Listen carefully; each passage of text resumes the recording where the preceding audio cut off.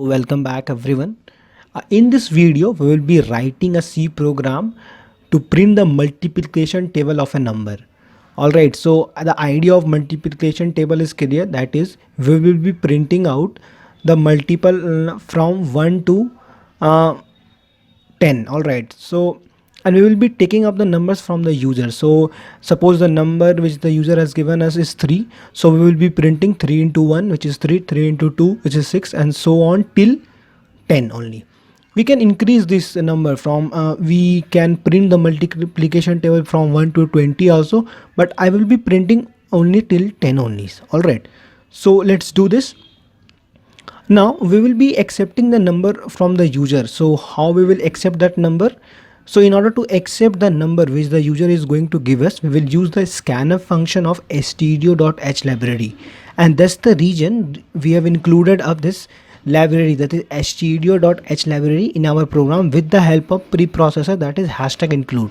So hashtag include is the preprocessor out here, and stdio.h is the library. And since the execution of the C program starts from the main function onwards, that's the reason we have also defined the main function, and we have given our main function return type as void, since our main function is not going to return any value. Alright, now we will be taking the number from the user, and of that number only we will be forming up the multiplication table.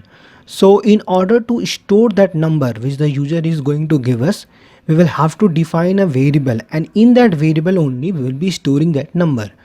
Alright, so let's define the variable, and we will be giving the data type to that variable int only, because the number will be in numeric form, and in order to store the numeric number we will define the variable with integer data type. Alright, so let's define it int and give the variable name. You can give any name out here, but make sure to give mnemonics, that is a meaningful name. So I will be giving number only, so number 1. Now with the help of printf function of stdio.h library, we will give the message to the user to give us the number, and we will store that number in number1 variable. Alright, so let's use the printf function of stdio.h library and give the message, that is enter the number please. And we will use a special character, that is /n out here. What this /n will do for us is that after printing this line on the output screen, that is enter the number please, the cursor will move to the next line. Alright, so let me do the commenting of it, that is /n is for new line. Now once the user is going to give us the number, we will use the scanf function of stdio.h library to accept that number. Alright, so let's use the scanf function, and we will use the format specifier %d out here, and we will store that number in variable number1. So variable name is number1, and we will store the number which the user is going to give us in this variable. So what we have done so far is that we have given the message to the user to give us a number, and based on the message user has given us the number, and we have accepted that number, and we have stored that number in this number variable, number1 variable. Alright, now in order to generate the multiplication table, we will use a for loop, and we will go on till 10. Use the for loop. So I will be using the iterator I out here. So you can use any iterator out here, but I am using I, and in order to use this iterator you will have to first define this. So let me define this I. Now we will go till 10, so less than or equal to 10 and I plus plus,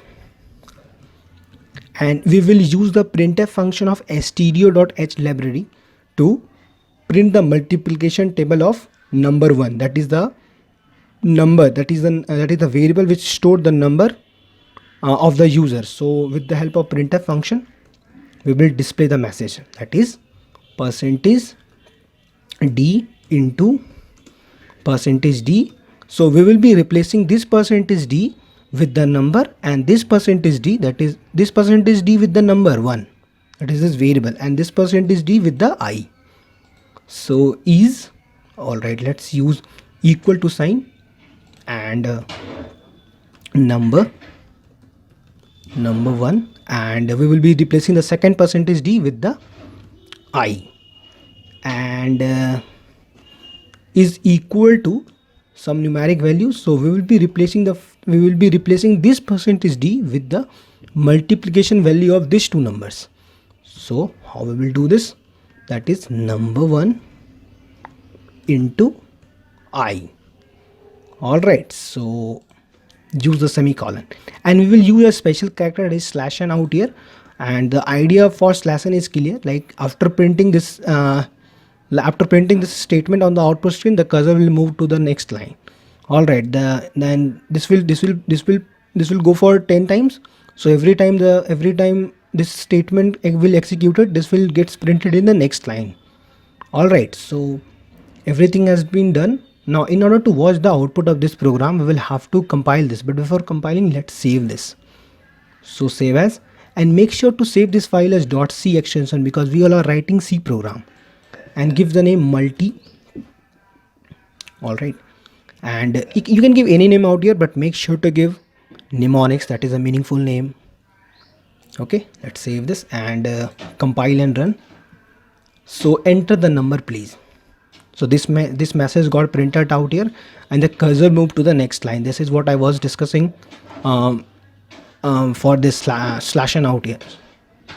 All right, so I will be giving number, that is I want the multiplication table of 7.